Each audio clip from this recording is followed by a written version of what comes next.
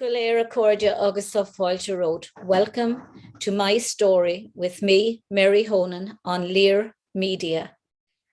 Today, my guest is Judie Oron, who is a Canadian-Israeli journalist who was born in Montreal. She moved to Israel in 1967 and returned to Canada in 2004. Judie was a feature writer at the Jerusalem Post, including a 4-year stint as a weekly columnist. Later, she directed the newspaper's charitable funds, including Operation Homecoming for Ethiopian Jewish immigrants arriving in Israel via a secret airlift code, Operation Moses. Along with her sons, Judie raised 2 Ethiopian Jewish girls, one of whom she encountered in Ethiopia in 1989. In 1992, upon discovering that the child's older sister was missing, she went alone to war-ravaged Ethiopia to release the girl from slavery and take her into her family. Cry of the Giraffe is her book, and it's based on her daughter's years in captivity, and was published in August 2010 by Anik Press. Judie is a passionate lecturer in English and Hebrew and can be reached at fanagit@yahoo.com. And I'll actually give that email at the end of the interview. Meanwhile, welcome, Judie. How are you? Thank you, Mary. It's really good to see you again. It's been a while, so yeah. I'm really excited to see you. Last time I met you, or the first time I met you, was on the Abraham Global Peace Initiative Zoom link, right, with about 100 other people from all over the world. Tell me, Judie, you've had an amazing life, and extraordinary and unusual. How did you go to Ethiopia in the first place, or how did you find out about Waditu and Laute? Wow, that's quite a question. And if you don't mind, I may have to go very far back to answer it. So as you said, I was born in Montreal. I was born in 1944. There I am giving away my age. You don't look it. If the white hair didn't do it, then the date does. I was raised by my father and mother. My father I'm sure if life had turned out differently from him, he would have wound up being a journalist, because he was a total news junkie. And he used to read the Montreal Star to us every night. He was passionate about countries that were having a difficult time. So at the time there was a war in Biafra, and even as a young child, I was sort of brought up with the idea that there was no justice in Biafra, and with the nitty-gritty details of what was going on there. So I really thank my father, because I think he raised me to care about other places in the world. Yeah. And he raised me to look for justice in other places in the world. And one of the things that I was really conscious of growing up, as were so many people, was that the year I was born, 1944, was the year that 800,000 Hungarian Jews were sent to the gas chambers and perished.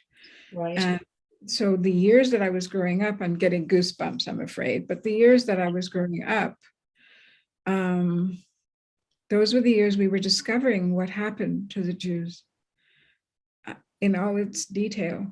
And I remember as a child sort of attacking Jewish leaders in Montreal and saying to them, well, where were you? Did you do anything? And the answer was very often honest. No, I'm ashamed, I didn't.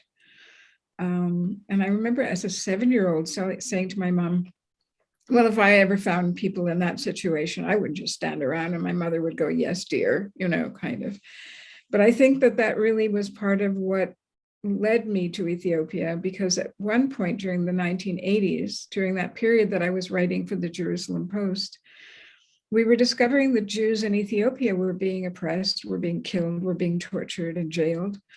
And Israel could do very little initially although we later learned that they were doing a lot more, but it was secret. Yeah.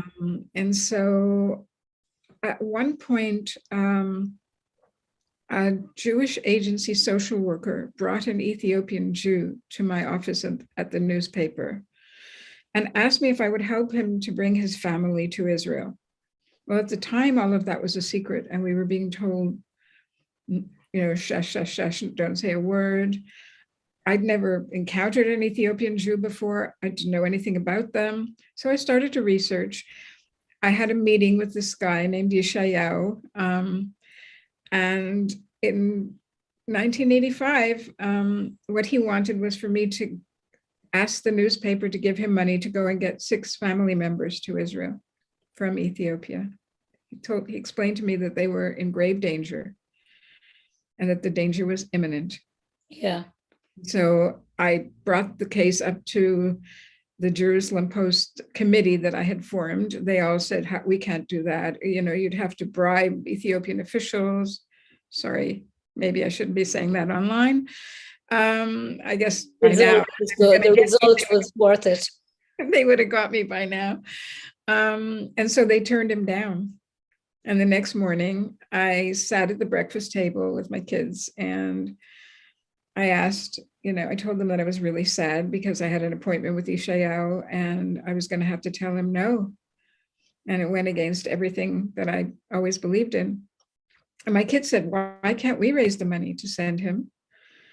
And so we did. One of my aunts died and left me $500. And that was the beginning of the fund. Another friend's father came to Israel, and we sat down and he gave me 1,500 shekel, which at the time I think was like maybe $500. Oh. We so you had $1,000 and you were flush. There you go. We were already on our way. We raised the money. It wasn't easy because we couldn't tell anybody why. So imagine going to some of your best friends and saying, look, I need money. I can't tell you why.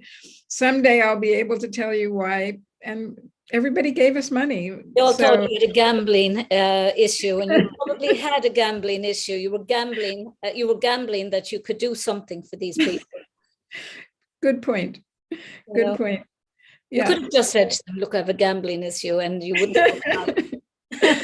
So Yeshayahu, as he reminds me almost every day on WhatsApp from Israel, he always reminds me that his son was born the day that I sent him to go and get money. And so I was at his Brit Milah, which is the circumcision. Right, yeah.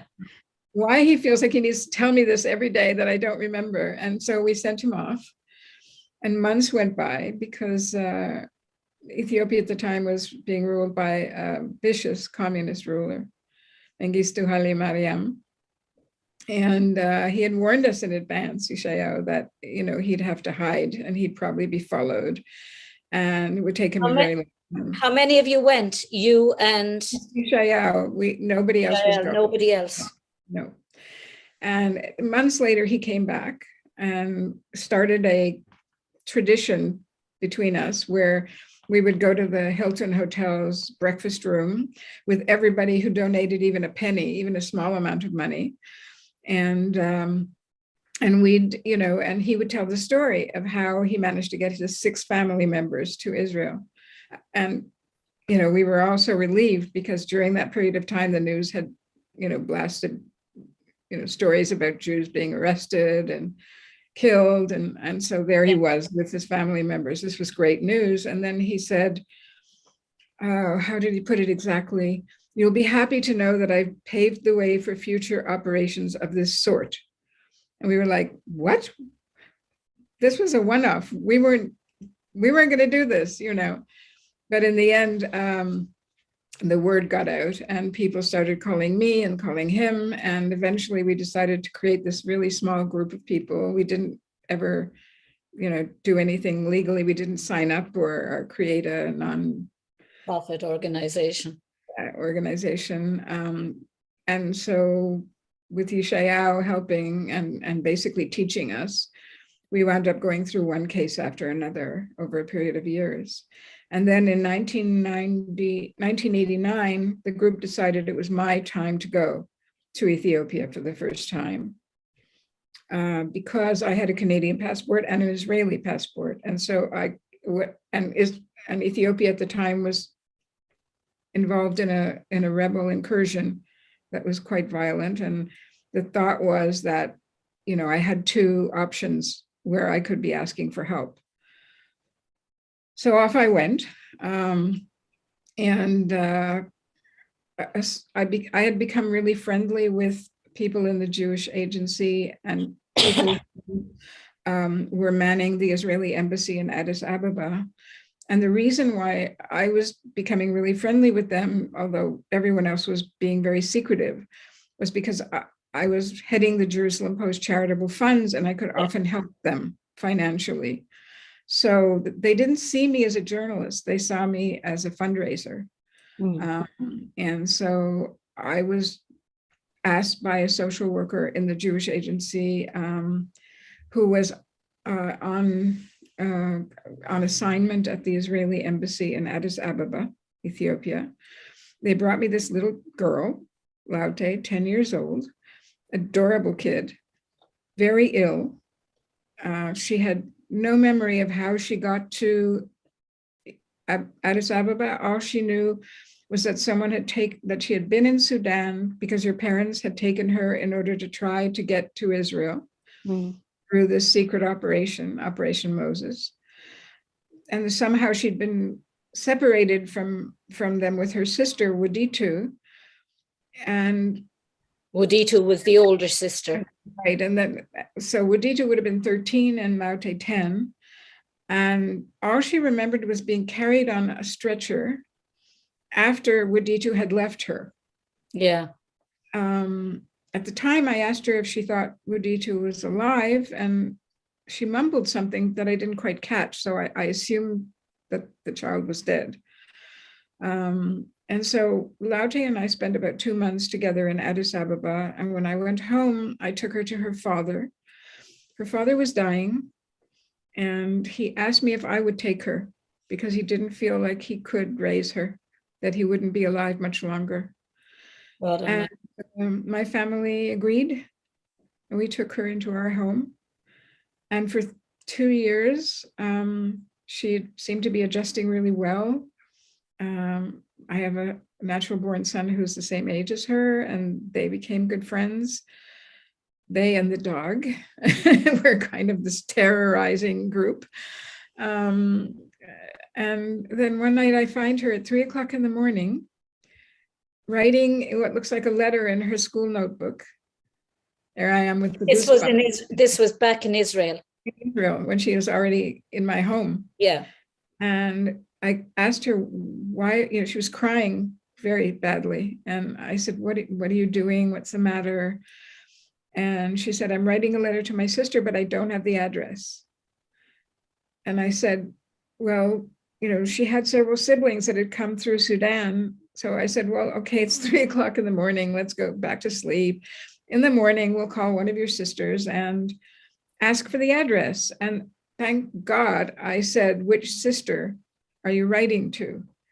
And she said, I'm writing to my sister Wuditu. I said, well, why are you writing to someone who's no longer alive? And she looked at me with these great big eyes and she said, my sister Wuditu can't be dead. I can feel her breathing, literally in those words. Now, we'd all heard of these cases. I mean, it was a war zone. People were getting separated, especially on the march to Sudan. So I started to take her around, all around Israel, asking questions. And when eventually I came across a soldier who had run away from the Ethiopian army, who said that as he was trying to make his way to Addis Ababa to the Israeli embassy, he was kind of in hiding because he had gone AWOL. And if they'd caught him, they would have probably killed him. But he said he thought he saw her, Wuditu, in one of the towns. And he named the town. That was Amba Georgis. That was the name of the town. That the only thing that Laute remembered was that her sister had taken her to Amba Georgis. And so I began to question people, and eventually had enough evidence of people who thought they had seen her there to get on a plane and go back. Am I correct in saying that Woditu was a slave? That's correct. At the time, I didn't know very much. I mean, this was 1992, February 1992, February 21st, 1992, because we just celebrated our 30th anniversary of what Woditu significant date for me too. Really? But yeah, the year my father died. Oh, I'm so sorry.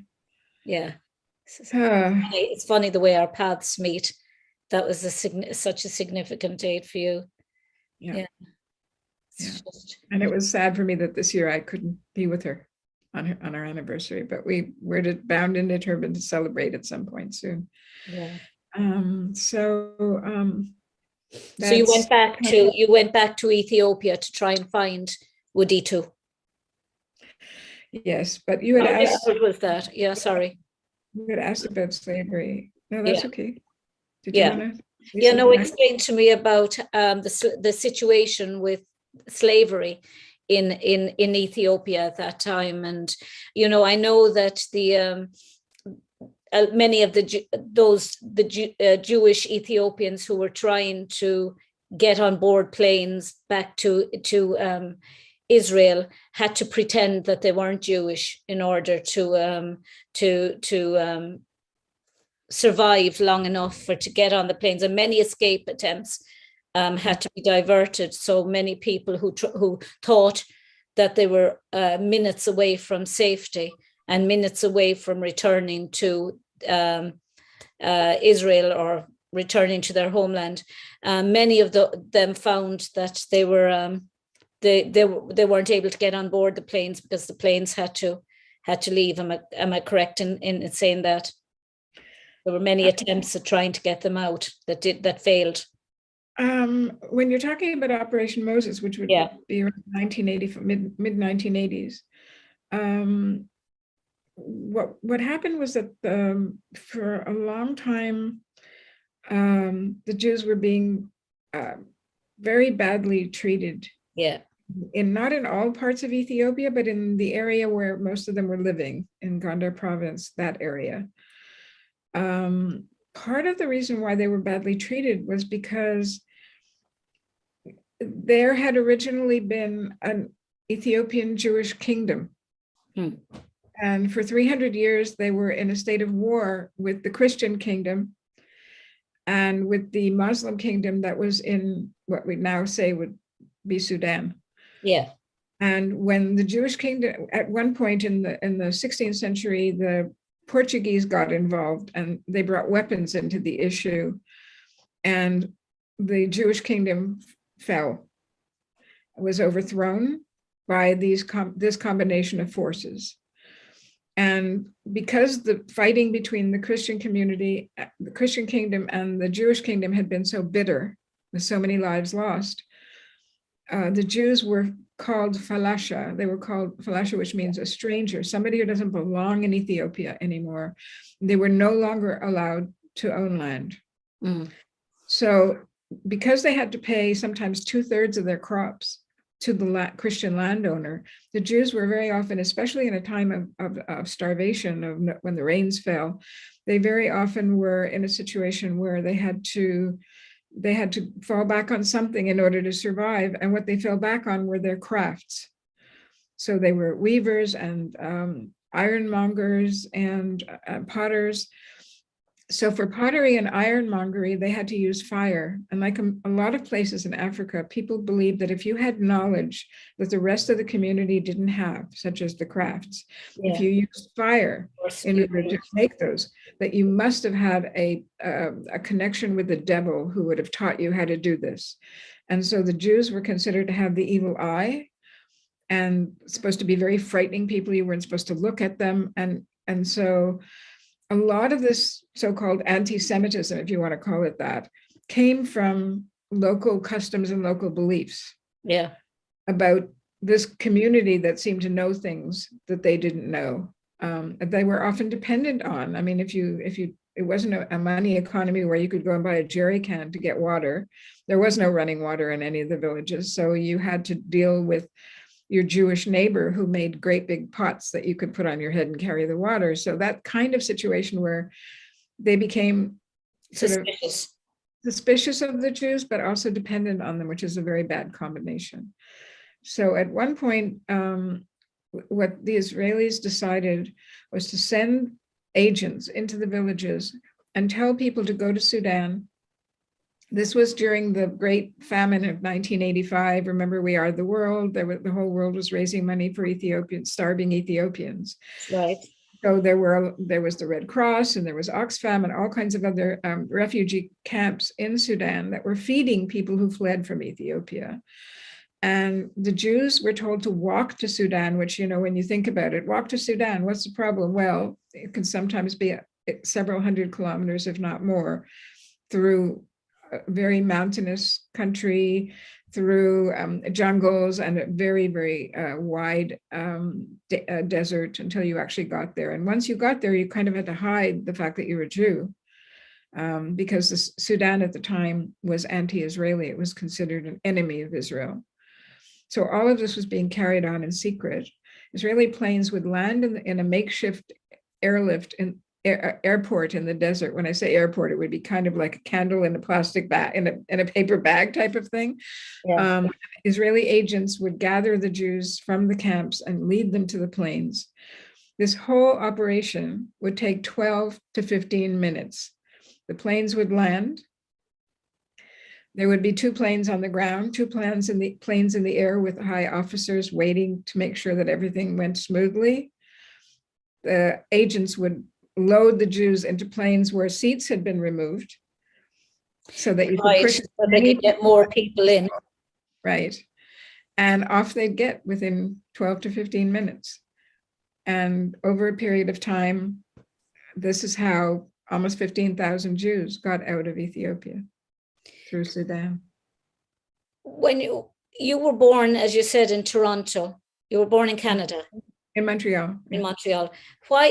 What made you, or why did you decide at any stage in your life to move to Israel and then move back to Canada? It's kind of like going and coming, and it's unusual because people tend to go to a place or stay in a place all their lives, or move and stay in the new place all their lives. But you moved and came back to the place of your birth. It's interesting.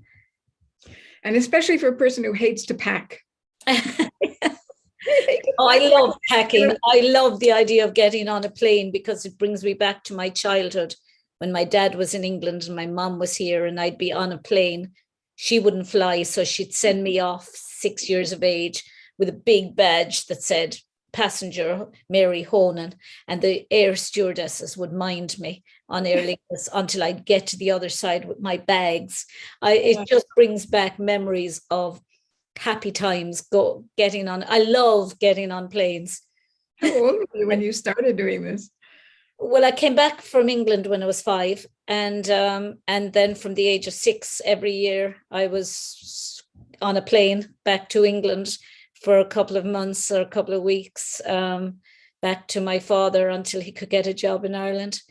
I saw him once a year, because that's all they could afford was the flight once. He could afford a flight once a year, to Ireland. And yeah, but I loved since then I've loved packing suitcases and the idea of getting on a plane and being in another country in a matter of maybe 2 hours.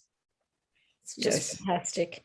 So yeah, I can see why that would be exciting. And when I'm going on a trip, sure, I love to pack, but not when I'm moving house. Yeah, that's a different packing.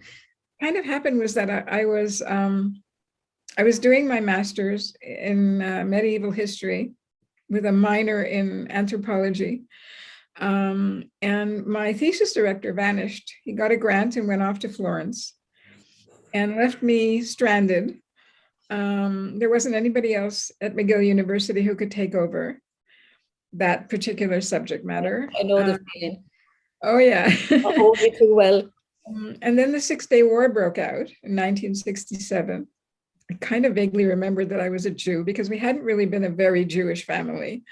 We'd been quite assimilated.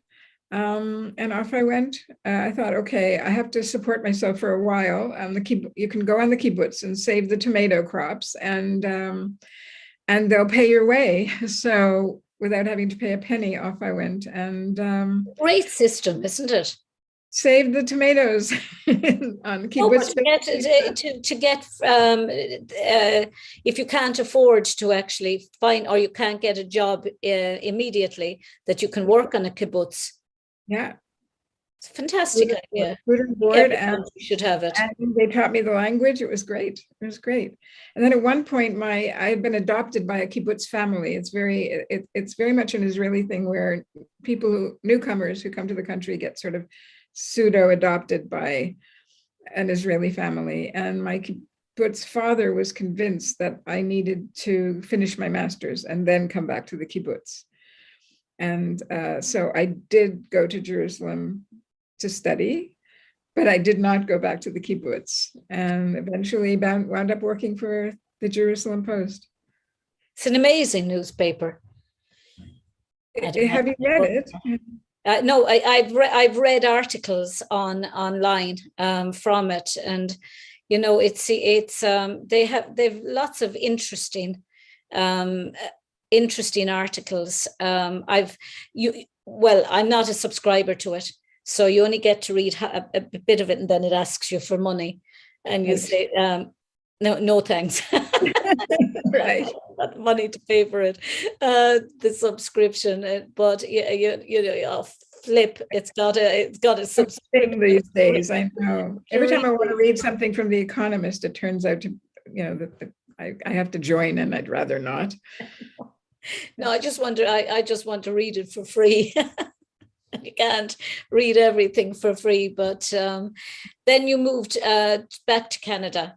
At this stage, did you move back to Canada with how did you? We go back again. How did you actually find Laute when you finally got there? Laute was brought to me by a Jewish social worker from the Israeli embassy who was working at the Israeli embassy. Apologies, Wudito, I mean. Oh, sorry. So after I realized that, there was a good possibility that Laute might be right and she might actually be alive, one of the soldiers that I had interviewed, I sort of took Laute all over Israel, and anytime somebody came from that area of Ambagurgis, I went and tracked them down and asked them if they'd seen her. And this one soldier said, I shouldn't really bother going because it looked to him that she was a slave. She was in very bad shape just from her clothing and from the way she looked. And he felt bad that he hadn't done something to rescue her, but he thought she was dying. So I realized there wasn't a lot of time to waste. And after that, I immediately fell on my way to to buy my tickets and broke my leg.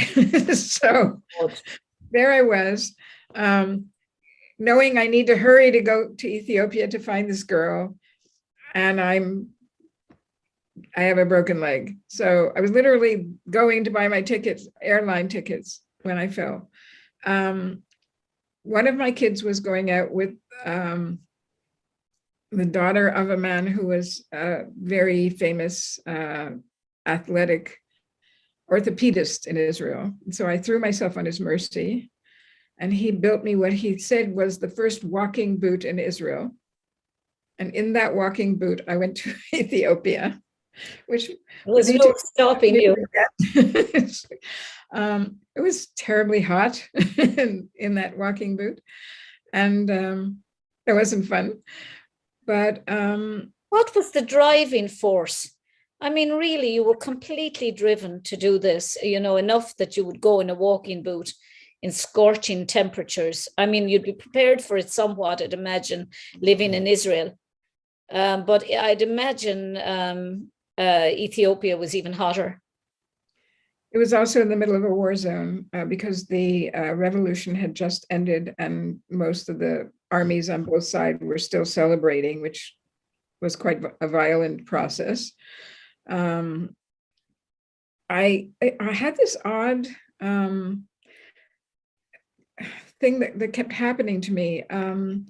There's a line in T.S. Eliot's The Wasteland. It's hurry up, please, it's time. Hurry up, please, it's time. Oddly enough, I had this feeling that on my shoulder, something was pushing me. And at night, I would hear this, hurry up, please, it's time. Hurry up, please, it's time. I have no idea where that came from. Crazy imagination. I just felt like I had to do it. And also, I knew that Laute's father was dying.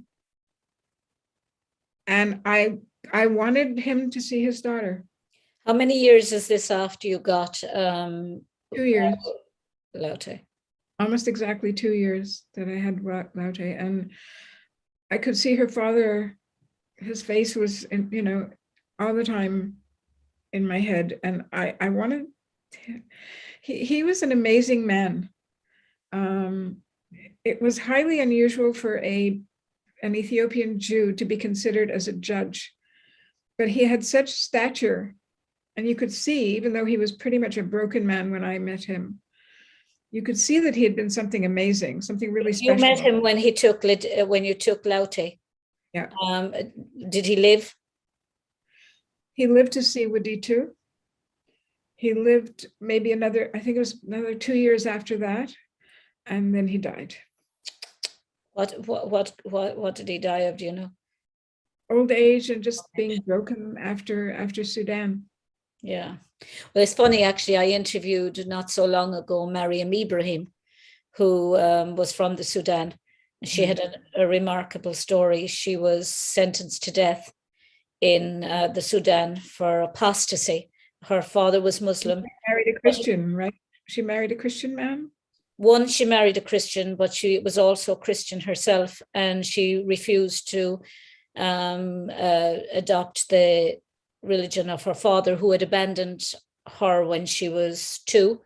And then she was Roman Catholic, and she was imprisoned with her father. No, she was imprisoned with her son and her husband, and she was pregnant on her second baby, and she was shackled for the entire time. And they were waiting for her to have the baby, which would be brought up Muslim, and she would be hanged. And but they wouldn't hang her until the baby was born. And all the governments, the Italian government, the American government, Canadian, French, the Vatican, they all came to her rescue, and there was so much pressure put on. She was on her way out of the Sudan, and they arrested her again, and she was tortured. And long story short, anyway, they got her to America, and she still wants to go back to the Sudan. She said, "It's my home. I will go back someday." But she's a remarkable woman. She's living in Virginia and in the United States. But yeah, she refused. She was willing to die rather than give up her faith, which was Roman Catholic.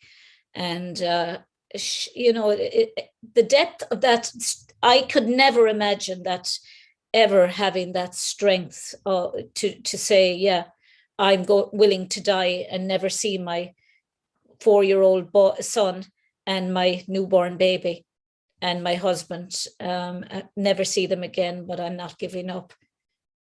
Her husband was Christian, yeah, but she was sentenced to death for apostasy. It was a family member betrayed her. So it's just, there were just terrible things happening to people in the world, and but I'll send you the interview. That'd be great. I'd love to see it. I wanted to say something. I was just listening before we came on. I was just listening to Vladimir Zelensky on addressing Canadian Parliament. Yeah. And a couple of days ago, I saw an interview with a Russian journalist, and she was saying that she was ashamed of her country. And apparently she was on a list of people that could easily have been thrown in jail, and they were asking her, why are you taking this risk? And she said, in a way, it's kind of the shame that that keeps her going in this situation, because it's the only thing she can do. And over the years, a lot of people have asked me, why did I go, in the middle of a war zone? It's not shame, but it's a sense that if you're one of the few people who are actually aware, and as I said earlier, my father taught me that the minimum that you can do is to be aware. If you can't do anything else, at least be aware. But because I'm a journalist, once you're aware, your mind starts going, I wonder if they tried this. I wonder if I could do that. And what do you think would happen if I did this? And that's always been my downfall, because when you hear someone's story and you start thinking, oh, I wonder if that's when you get in trouble. So I think in a way, all of that kind of came together, that and wanting to so badly to bring this child home to her father. But it worked. I mean, it was it was like looking for a needle in a haystack, and it worked amazingly enough. When you went back to find Wadito, did you bring Laute with you? No. So Laute never saw her father after that. After she left with you to Israel, did she ever see her father again? Yes, because the entire family had been brought to Israel on and this was what's so sad, is that a couple of days after Wadito and Laute were stolen from Sudan, the rest of the family was airlifted to Israel. Including her father? Including her father. So, yeah. So she met him in Israel? So when I brought each of them to Israel, I brought them to their parents, to their families.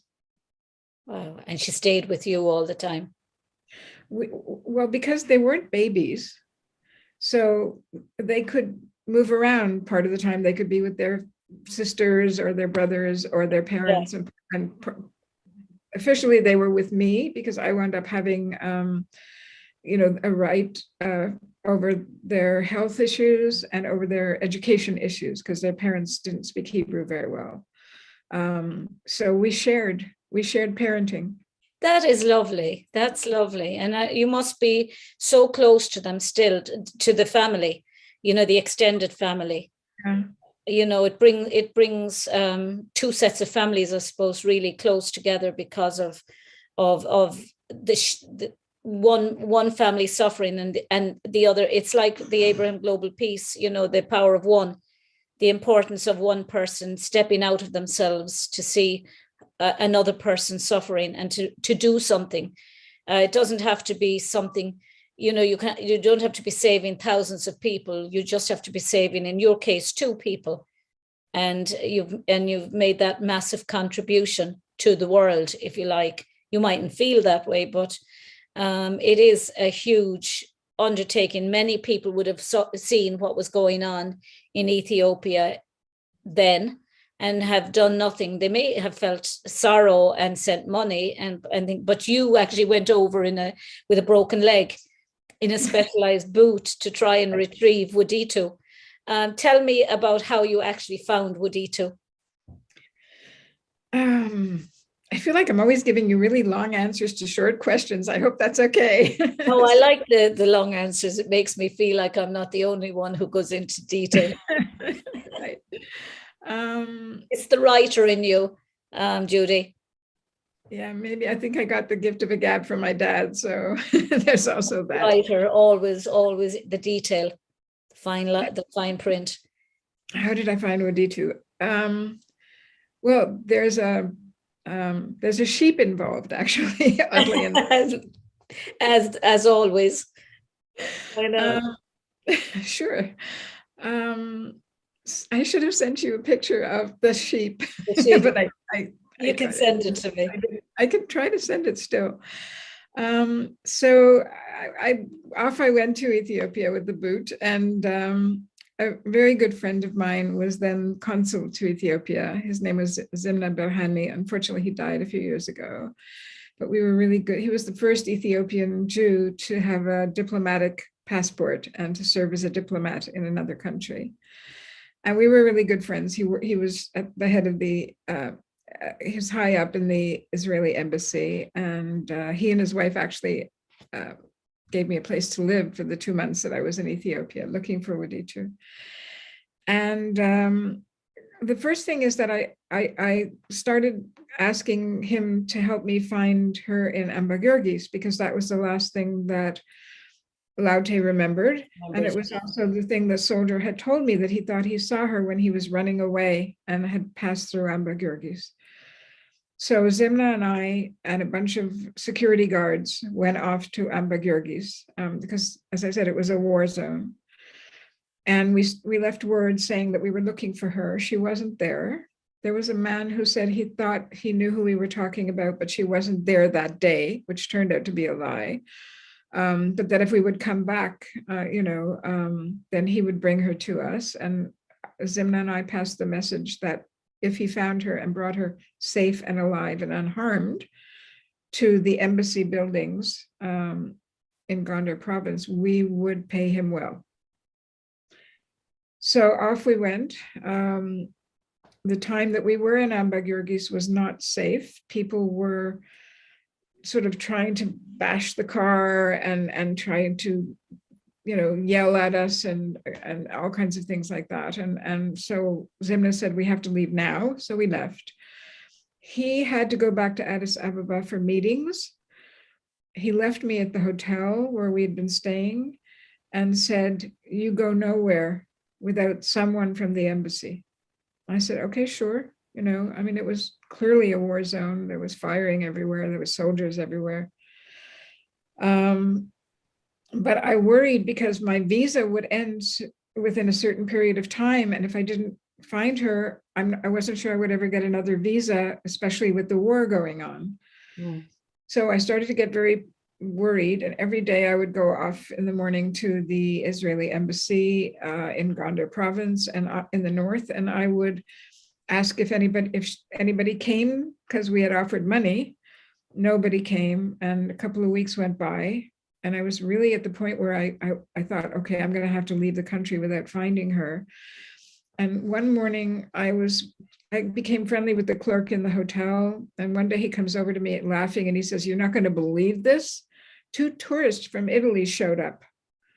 And they're going to go mountain climbing in the Simian mountain region, which in peace times would have been a very nice place to be. And I said, why are you laughing? He said, tourists in the middle of a revolution? Are you kidding me? What, do they know what they're doing? So I laid in wait for them. And when they came down to the breakfast area, I knew that they had hired a taxi to take them up north. I knew they'd have to go through Ambergurgis in the taxi. So I became friendly with them and they agreed to allow me to share the taxi. And so off we went. The taxi was a bit of a disaster. I mean, they literally had me holding on to a rope so that the door wouldn't fling open on the curbs. And nothing was really working. I've been in cars like that. The Ethiopian driver actually took the steering wheel out and gave it to me at one point as a joke and said, here, you stir, because he could see that I had my foot on, as though on the pedal. Anyway, off we went. And by the time we got to Ambergurgis, I had already told the Italians that I was looking for someone who was a slave. And they were very excited. They were 2 very young Italians, university students, no idea what was happening to them in Ethiopia. They had no idea that the chances of their coming back from this mountain region was... I'm thinking of them when they were planning their trip, their holiday to Ethiopia. What was going through their minds? They were on their honeymoon, and I think they were on another planet. So I began to Ethiopia during a war. Got to the point where the drop-off point for them, we were going to have to find, horses, pack horses and food and water and weapons, people with weapons who could accompany them. So they were very grateful to get this information and promised to do everything they could. We stopped at Ambergurgis, and the same man who thought he knew her said that she'd gone away, but but it was her, absolutely. And when we came back south again, he would bring her if I would pay him. And I said, sure, I'll pay you, but she has to be unhurt. Absolutely, he said. He was very heavily armed. Off we went. Got out of the car at the jumping spot off for the tourists. We got them all the supplies and weaponry people with weapons that they needed. I then discovered that the driver of the taxi had vanished. So I'm sitting there alone, and everybody and his mother is trying to tell me that they know where Wuditu is, and if I only paid them 10 birr, they'll bring her to me. And it was clear that I wasn't getting anywhere with any of these people. And eventually my driver comes back with a sheep on his shoulders. He'd gone to market and left me abandoned there because he could make 50 or 60 cent profit if he bought it at the local market and then sold it in Gondar province, in Gondar city. So off we went with the sheep bleating and stinking in the trunk of the car and making things even weirder than they had been up to then. We get back to Ambagyorgis and we park, and there's the man, and he opens the back door and he throws this white shrouded lump into the back seat of the car, and it was Wuditu. God. For the sheep, in trade for the sheep. No. Do you know something? The value of it, of a human life. It's just. Was she harmed? Yes, she was badly beaten. She was beaten because she had been pretending to be a Christian, because she knew that if she revealed Jewish, something bad would happen to her. And the day, this is really, here I get goosebumps, because the day before I arrived, someone came from her original village and recognized her and asked her how come she hadn't gone to Israel like all the other Jews. And so they beat her that night. Her owner, Yelamurk, beat her, and they were threatening to kill her, but she's very charming. And her great luck was that there was an older woman in the family who had gotten really attached to her. And she managed to persuade people to wait until morning to decide what to do with her. Isn't it amazing? The phrase is just going through my head that you said, hurry up, it's time. Hurry up, it's time. I know, and again, goosebumps everywhere. I arrived the next morning when they were supposed to make the decision. And the reason they didn't make the decision was because the man who wanted to be paid had come to their house and dragged her away so that he could come to my car. Wow. And the fact that it's just unbelievable, that fortuitous, that it's almost like you were the chosen one. When I say the chosen one, I don't mean that lightly, but the one that was your destiny, was to be there at the right time, just at the right time, to actually save her. I don't think you can underestimate really the power of that, being in the right place at the right time. You have to say that there has to be something, a higher being that put all that together so that you would actually be there just at the time that another day and she could have been dead. I mean, Wuditu is quite religious. And so every February 21st, she would start the day by saying, why are we still alive? And because every day I would answer her, because there was a wind. Because there was a wind. The reason I answered her that.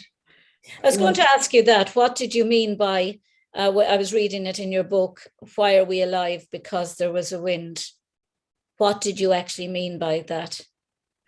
So my publisher will kill me, because he says there's how does he put it? There's a special place in hell for people who give away the end of a story, which is what I'm about to do. So you don't have to if you. No, it's fine. That book's been out for a long time, and it was always about trying to get people to know what's going on to girls in what's happening to girls in Ethiopia. So, so when we were in the middle of this negotiation for Waditu. I was asked to pay what turned out what in American dollars would have been $111.11 for her. It was in several negotiations about her clothing and all sorts of things, but it came to $111.11 in Ethiopian birr would be 500 birr in those days. So I wound up, I had a photographer's vest, and I wound up with all kinds of things in that vest, you know, when you're going off and you're not carrying a purse because you may need your hands. And so you've got pockets with all kinds of things in them. So I took some of the money out and in bills and rolled the window down and started to throw it out there. There was a huge gust of wind on what was normally a windless day. And the paper just flew all over the place. And people who had been trying to break into the car ran after the money. And the driver gunned the motor and off we went. And as far as I'm concerned, I have no idea how that, you know, how that came out, but I believe we are alive because there was a wind.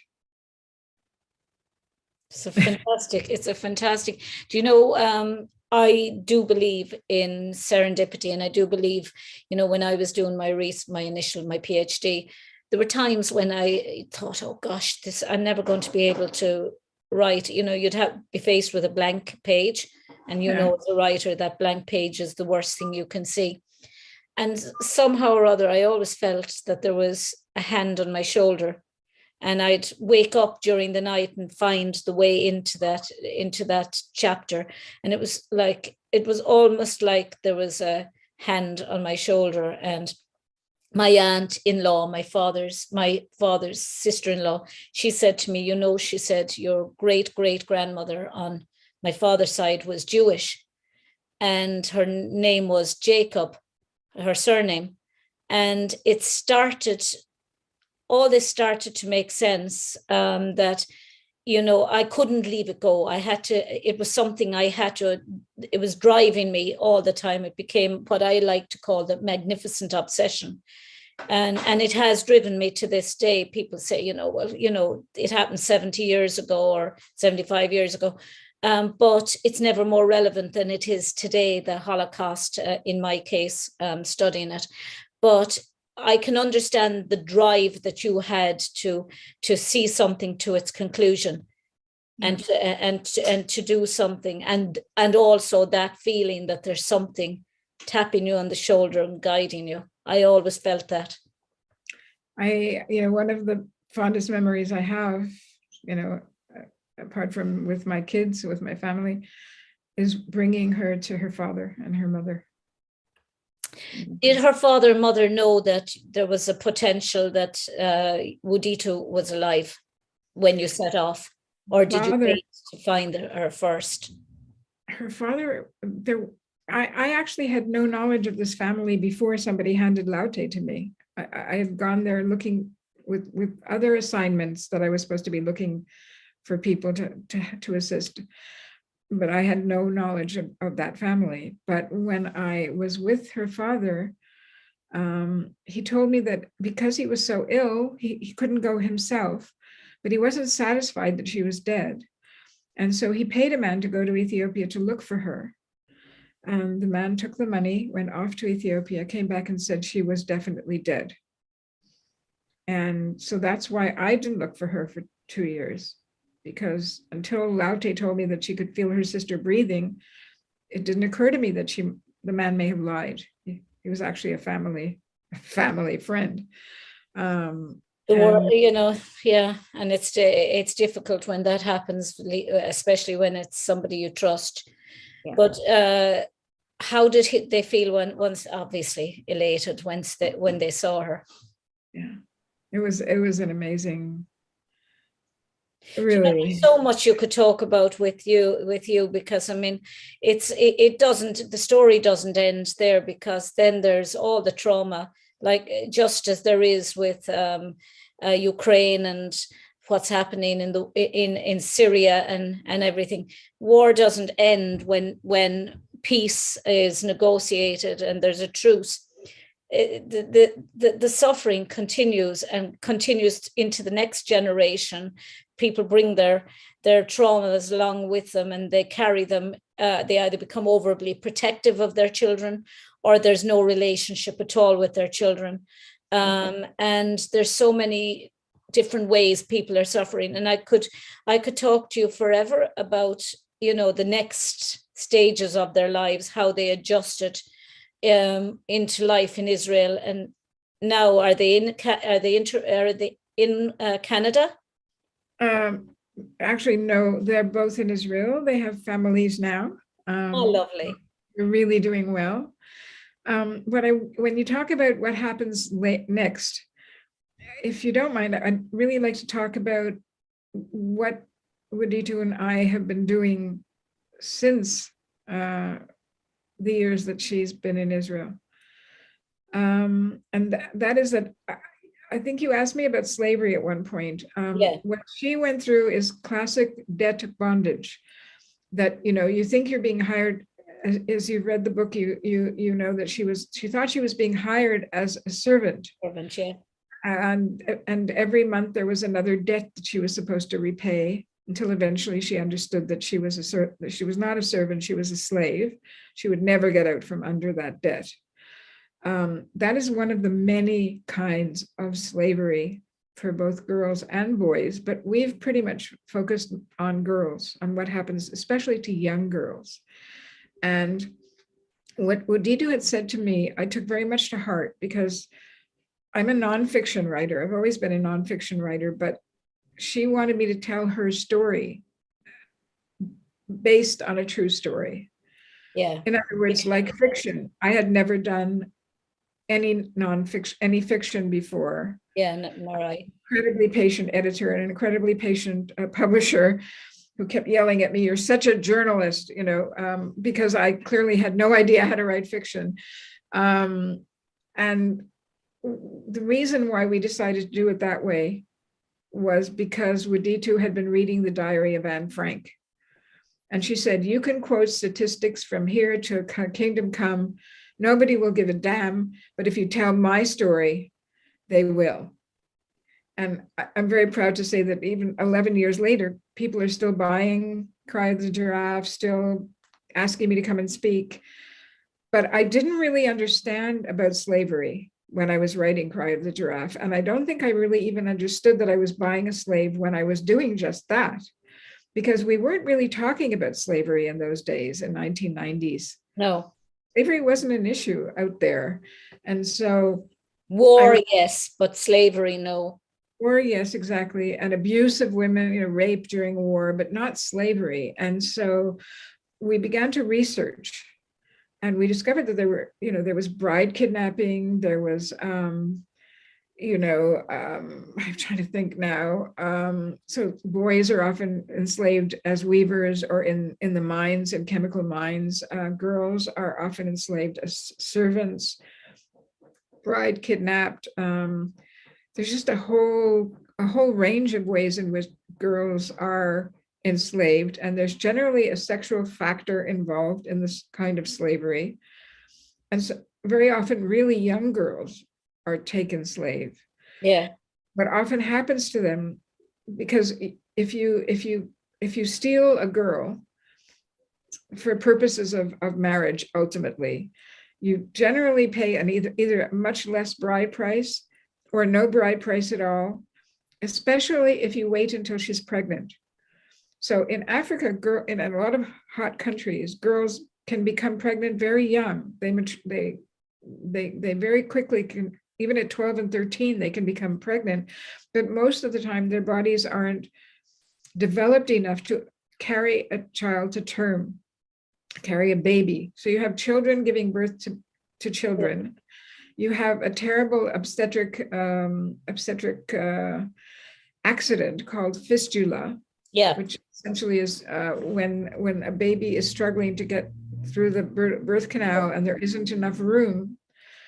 A hole can be created through from the vagina through, and they will wind up leaking Yeah. If you're lucky, only urine, and if you're not lucky, also feces. And I'm sorry to bring up such an ugly subject, but you have an average something like 9,000 girls a year who wind up with obstetric fistula in Ethiopia. Jesus. And the only hospital that is functioning to cure this, and it can be cured in almost all cases, is the Hamlin Fistula Hospital in Addis Ababa, and they can do only just barely over 1,000 cases a year.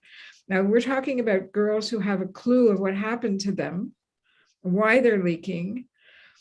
Generally, girls have no idea. They're living in remote regions where they've never seen anything like this before. They've never encountered anyone like this. Or if they have, maybe they had no idea that it could be cured. And so at one point, Wadito and I decided that I was going to write another book, this time a novel. And so I wound up writing a book called The Kidnapped Bride and finished it 2 years ago. You can't get a publisher. To readers and sent it out to publishers. The readers loved it. And the publishers loved it too, but they said, because I'm white and I'm writing about brown people, they can't take a risk of publishing it right now with the issues of cultural appropriation, Black Lives Matter, and in Canada in particular, issues that have come up about Aboriginal children, and who have been taken to schools where many have died, and they're finding thousands of them now. And so the publishers are just not prepared to take a risk. They said they love the backstory, whatever that is, and that I could write it as fiction, as nonfiction, they would very much like to see it again. So I thought about it.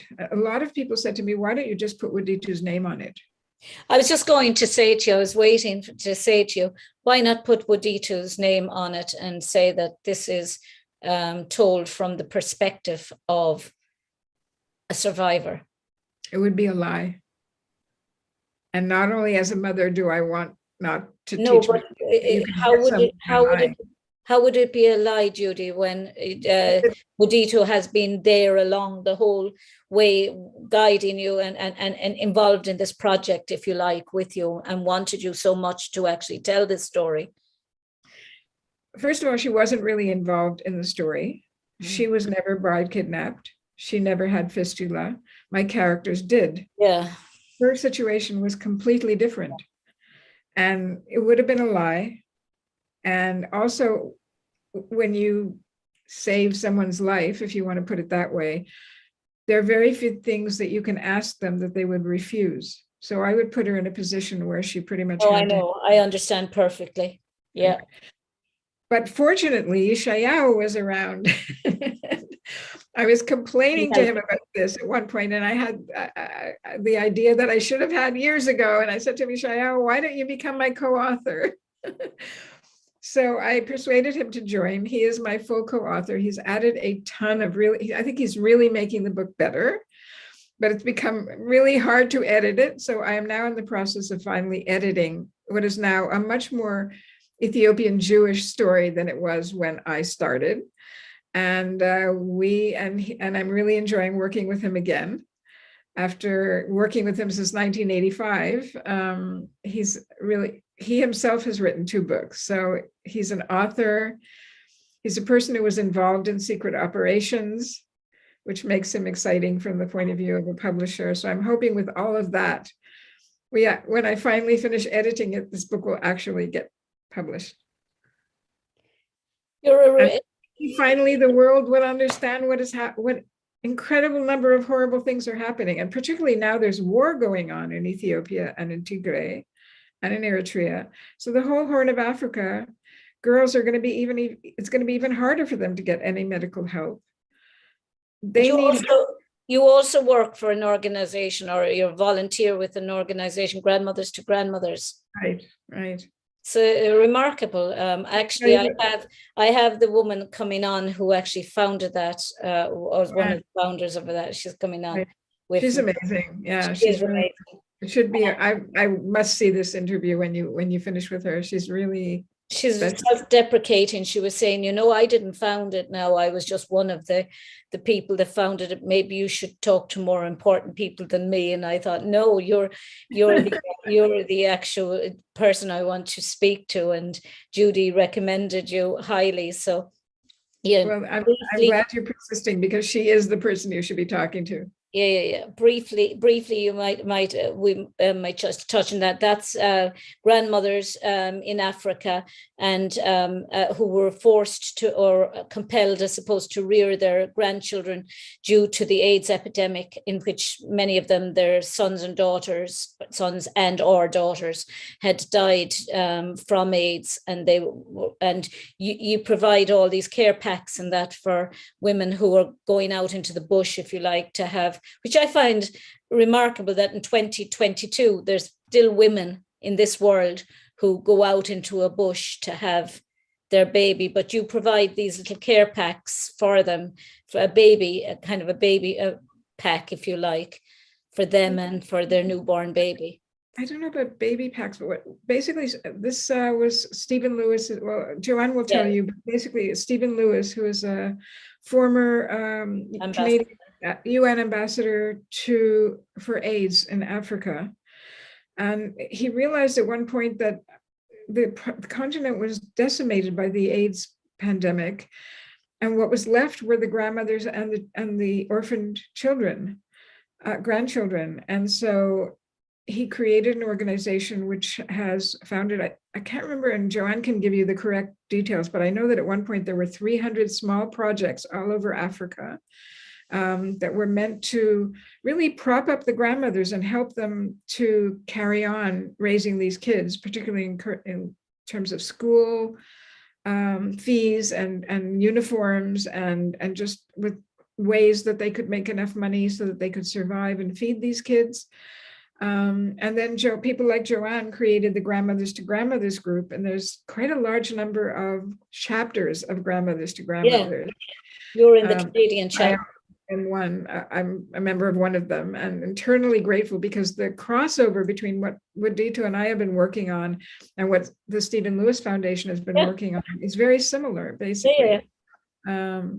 It's basically trying to highlight the plight of women in Central Africa, and whether it's women having babies, older women rearing their children's babies, or often people who are enslaved. Often these are women who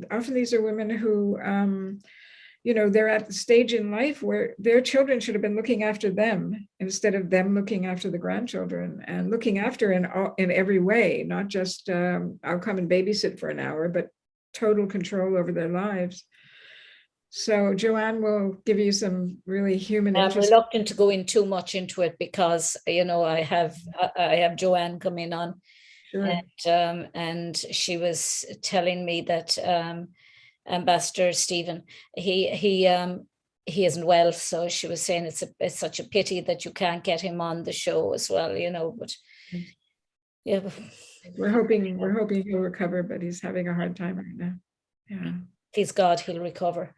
But I appreciate you're giving me a voice for what's happening to girls in Ethiopia, because that's really what Dito and I are trying to do right now, is to get the story into the public forum. I mean, you turn on your TV, you're not going to see a segment about what's happening to girls in Ethiopia.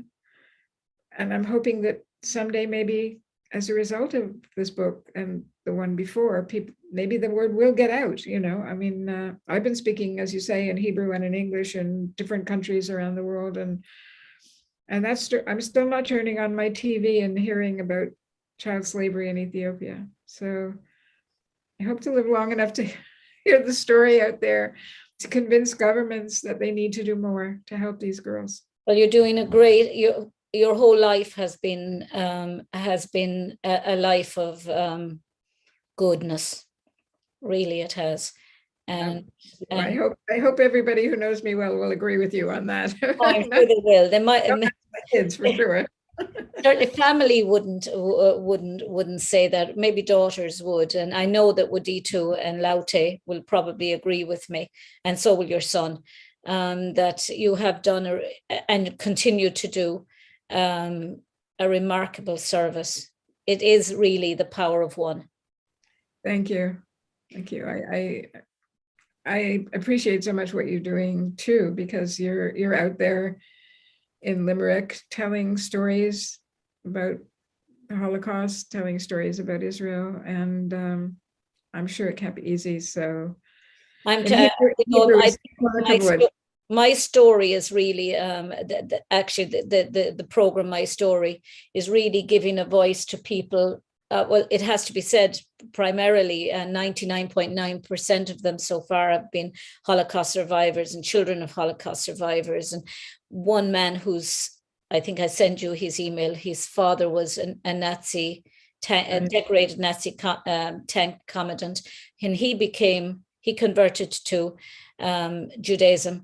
But I've also interviewed members of the a woman who broke the whistle blew on the Uyghur Muslim crisis, you know, and how China is torturing Uyghur Muslims, and how the UN was giving their names to the Chinese government ahead of them appearing, and their families were subsequently tortured or killed or vanished.